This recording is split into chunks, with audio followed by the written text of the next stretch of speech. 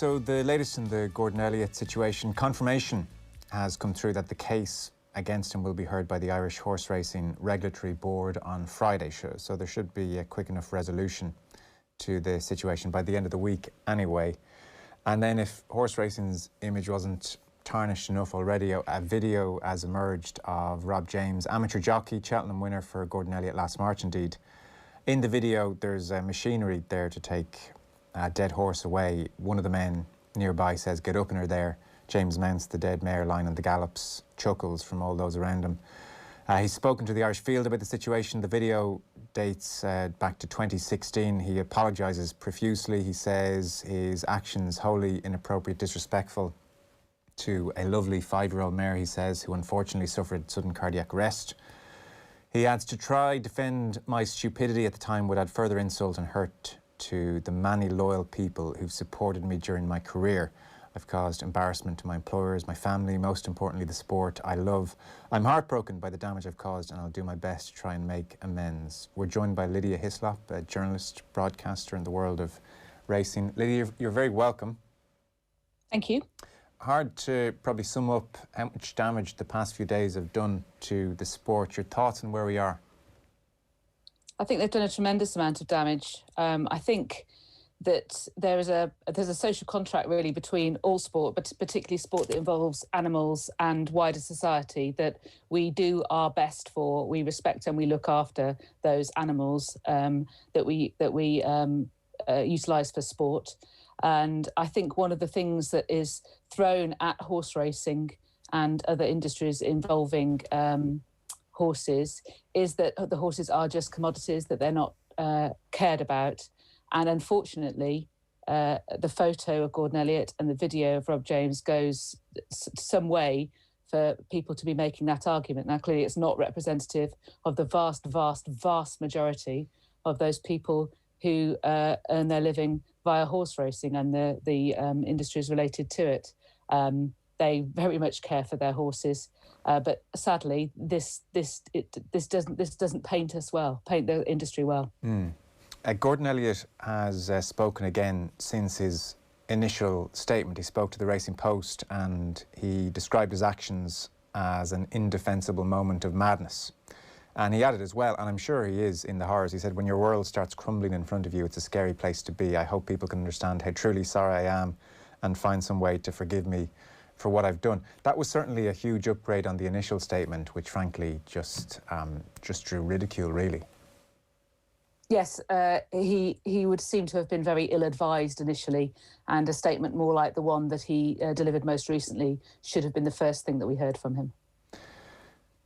The developments today, Cheveley Park have taken their 8 horses away from the Elliott stable. So Henry de Bromhead and Willie Mullins will take those 8 horses. Envoy Allen in particular, catching the eye for obvious reasons, has gone to de Bromhead. I was listening to Richard Thompson, Cheveley Park director and at the races this morning. He was saying certainly this is going to be the state of play for the short to medium term, and on the rationale behind the move he was saying they were becoming aware of just how big the story was across the last 24 hours, because initially they were awaiting the outcome of the investigation. Yes, that was the initial statement that they put out, and then since then they said that as the story developed, first of all they said they wanted verification. Well, they had that verification when they first made that statement, but clearly they have since reflected and talked amongst the team and decided that they had to make a different decision. They're a big player. That's very significant news, isn't it? It is significant news, but really at this point we are now waiting on the IHRB to hold their inquiry, to hear the case put and the evidence put, and for them to come to a decision. There may be further developments between now and then, but at this stage we are waiting for the proper, fair, thorough and due process. And I think everybody who was angered and betrayed and upset by that image and the video we've had since should very much want to be having a fair and thorough process, because that's the only way with which horse racing can show that it takes these things seriously, that it has a way of getting to the bottom of these incidents, that it doesn't just brush them under the carpet. And we're now looking to the authorities to be able to do that on behalf of the industry. But it has to be a fair process. It has to be, Gordon Elliott, has to be heard there in order for everybody to have trust in the way that a sport is policed. The process has to be thorough and it has to be fair. On the point of trust, I mean, that was one of the issues with the initial statement, which has been brushed by now a little bit in the grand scheme of the whole story. Even in his conversation with the Racing Post, though, he's not getting into, for instance, the thought behind the initial statement, the nature of the photo, who took it, what it says about the culture of the yard. None of that has been quite addressed yet. I mean, I don't know, is that kind of thing addressed on Friday before the investigation or before the board? But they all seem like important questions. Yeah, I agree. I stated those questions very early on in this, and I think that it is important to find out who took the photo. It's important to find out who the other person standing nearby is, because I think that goes to the heart of what happened on that day, and it will be better able to understand the culture of the yard at that point, because in his initial statement, of course, Gordon Elliott referred to a horse passing away on the gallops, dying on the gallops, as being a sad time, which was rather incongruous with not just the image, but the fact of taking a photograph. So I do think it is relevant to the case, particularly in terms of what happens next, because in many situations whereby a licence holder has been reprimanded in not situations comparable to this, but in which a suspension has been brought forward, then sometimes somebody has stepped in as a caretaker, or somebody within the yard has been able to basically take over the yard quite smoothly. Well, I think those questions are relevant to what happens next, dependent on the IHRB's process. A difficult thing to establish, isn't it, the culture? Like how, I'm not even sure what answers you could elicit, but because we had various guests on who said, well, look, the horses are well looked after, and they'd have to be well looked after. I mean, Gordon Elliott is an incredibly successful trainer. There is no way that the horses day in, day out are not incredibly looked after, incredibly well. An unhappy horse does not run well. You do not get that level of success. And also I hear from people who've been to the Gordon Elliott yard that so many of them, independent people who aren't necessarily friends with Gordon, have come away really impressed by the vibrancy and the energy at that yard. However, nonetheless, there was a moment here where at least two, possibly three people involved with the yard, we certainly know Gordon Elliott was one of them, did something incredibly reprehensible. And so that needs to be understood. It can give you an idea. But I also should say, I mean, I do feel very sorry for those people who work at that yard, who have put in so much work into getting those horses day in, day out, get up really early in the morning, give them all of that care, ride them out, look after them, and are so fundamentally interested in their welfare and their well-being. This shouldn't be seen as something that goes across the whole yard. It shouldn't be seen like that. That would be really unfair to some very dedicated people. So the Cheveley Park development, I suspect in part that's had something to do with the British Horse Racing Authority's move to suspend Elliott entries across British racing whilst the investigation is ongoing. Despite obviously, as we've established at this stage, not being in charge of the case. This is quite interesting, isn't it? They've acted unilaterally here. This is very much, Horse Racing Ireland territory. Almost unprecedented. Generally, I would presume, both sides of the Irish Sea, the two authorities would generally act in tandem when it comes to things like suspensions, and if there was an investigation happening on one island, it would be the other would wait until that investigation was concluded. So this is pretty much unprecedented, I'm reading. It's highly unusual, certainly. I don't know whether it's completely unprecedented. Generally, what would happen is that the authority who was in charge, who held the licence of the licensee, would be the authority that would act, and then other authorities would reciprocate on that decision. As you say, this is the BHA acting unilaterally and very unusually, and I think there are going to have to be bridges built between the Irish authorities and the British authorities after this, but. Seeing it from the British perspective, they are also acting on behalf of the sport as a whole, not just British racing, but Irish racing in general. just as it is in Ireland, there has been a massive backlash to that image. And the British Horse Racing Authority felt that it needed to do some damage limitation, I would imagine. And so that is the reason that they have stepped in and made this call. And they made it at the time when they weren't sure at what point the IHRB will be able to come to the point of bringing a hearing process. So they stepped in and made a very decisive decision. Now, as I say, it's highly unusual. It is something that is going to require some bridge building afterwards. Right. But I think they did it in the best interest of the sport. So you don't suspect the IHRB will be that enamoured with the British Horse Racing Authority decision? I think. Well, no, I don't, right. Because it's so unusual, and usually the protocol is to wait and reciprocate rather than the other way around. However, as I say, I would stress that this is a highly, thankfully, unusual situation, and so perhaps usual protocols are not to be applied. Is it possible, the legalities of everything obviously could get very complicated and contested indeed. Is it possible for the BHA to continue a suspension beyond whatever sanction the IHRB might hand out? If they said, well, you've given him X number of months or whatever the sanction is, I don't want to preempt that. But is it conceivable that the BHA might say, well, we're coming down tougher on this guy? I would have said not. I mean, now that the ball is in the IHRB court, but I don't want to prejudge or preempt that in any kind of way. The only power that the BHA has is to decline entries or declarations. That's the only power that they have over somebody whom they do not license. So the ball is very much in the IHRB court here. So I don't want to prejudge or preempt that. Yeah, something I want to get a sense from you of is the anti-racing lobby in the UK, because I was talking to somebody who knows their racing, and he was just making the point to me that, you know, here in Ireland, it's far more mainstream, you know, and it's got a big media profile here, and it's a source probably of national pride, or certainly sporting pride, as you can imagine. A country of this size to be a leading light in anything really is rare. So when Ruby Walsh and Willie Mullins head over and conquer Cheltenham, you can imagine the scenes here, and it's a big deal. And so it's very mainstream, and I think it lives largely in an uncontested space. You know, greyhound racing at the moment is under big pressure. There was a TV, you know, equivalent of Panorama investigation into greyhound racing here last year, and been a big story. But horse racing, probably up until now, has done well to avoid those conversations. I do get the sense in the UK it's under more pressure. Is that right? Is that your read of things? I don't know. I always thought what you just said about Ireland was true, but then I look at the fact that Irish point-to-pointing is back, whereas British point-to-pointing is not back, whereas British point-to-pointing knows when it is restarting.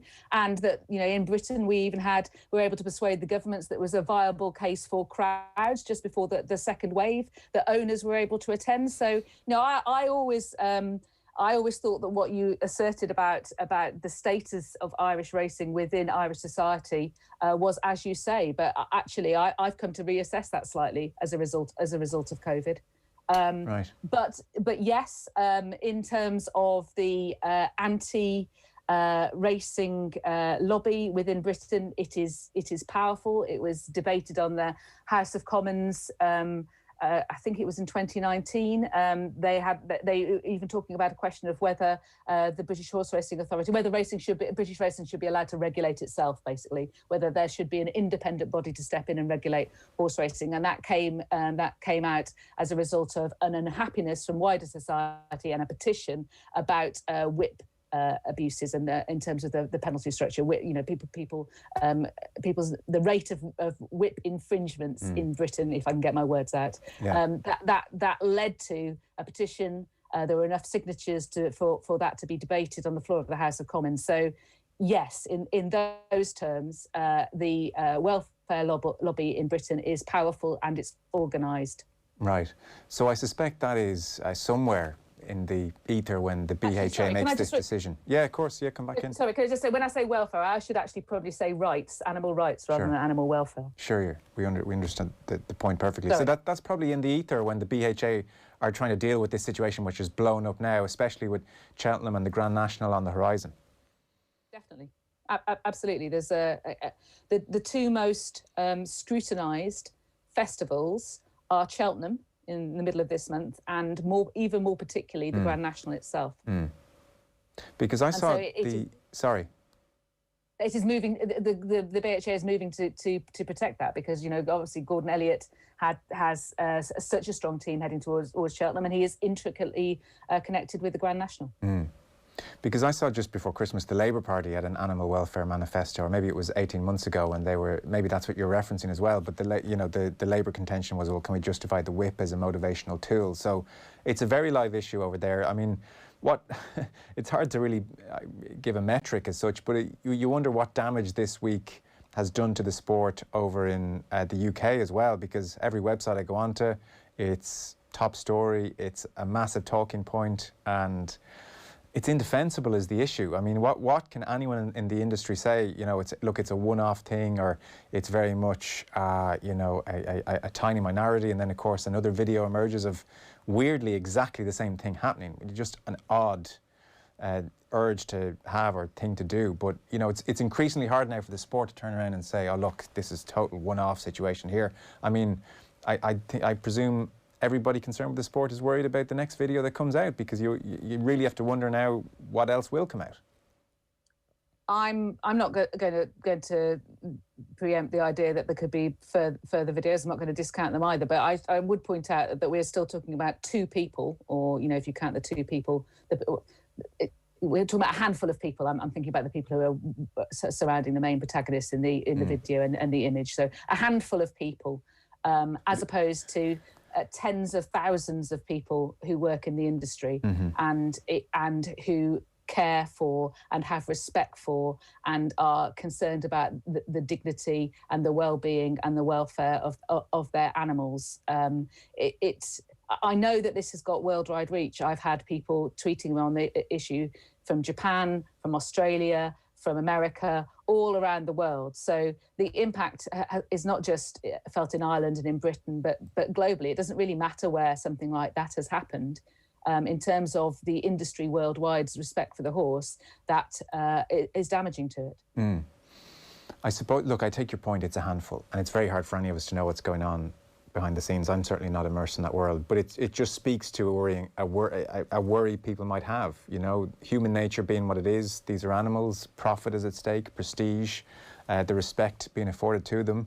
These videos are a couple of years old. It's not like anyone in those surrounds was that horrified that they came to light immediately, and so that's why the worry is there. And I think it's a very legitimate worry, and I'm not sure how horse racing assuages it, to be honest. I don't know what anyone can come out and say or do. I mean, I don't know if you've any obvious solution to that issue. Well, I think that it is important that opinion-leading individuals within the sport come out and make strong statements about the high standards with which the sport holds itself, and also their view that the image is indefensible. A number of people have made statements. A number of individual trainers have made statements, and I would like to see more of them doing that. I think it is important. I think it's important not to try and diminish the issue. I do understand people who are saying, have some concern and saying, is there not that people have apologised, and is there not forgiveness, and can people not have a second chance? Well, absolutely, but we haven't even got to the point whereby the case has been heard. Everything happens in fast forward on social media, doesn't it? Or sort of, calling for the head on the first day, saying it's been overblown on the third day, moving on to the next on the second day, and moving on to the next thing on the third day. Yes. But actually, in real life, there is a process, and that is part of fairness and proportion and justness in society. So yeah, I want horse racing opinion formers, opinion leaders, as many of them have been, speaking out on behalf of the sport, explaining that those kind of practices are absolutely abhorrent to them, explaining, as they have before, the care and the attention and the love that they have for horses, and leading by example, and not shying away from this, because just trying to say, brush it under the carpet and say, oh, that doesn't represent us. I think they have to meet it square on and bravely, because this is something they can meet square on and bravely. This is not the horse racing industry. This is just a handful of mindless individuals. Ruby Walsh certainly came out very strongly here on Irish radio, on 2FM over here, and Mick Fitzgerald obviously was on at the races, I think. Who else has come out strongly? Who's caught your eye, Lydia, and made a powerful statement in the world of racing? Well, there's a number of people, a number of the British trainers have come forward today. Oliver Sherwood has spoken, David Bridgewater has spoken. This is one of the things that the Irish Trainers Federation, I know, have come out today and made a joint statement. The National Trainers Federation in Britain yesterday made a joint statement. I know that a number of trainers have contacted the BHA and the National Trainers Federation in Britain to register their concerns and urge both of those bodies to make a statement on it.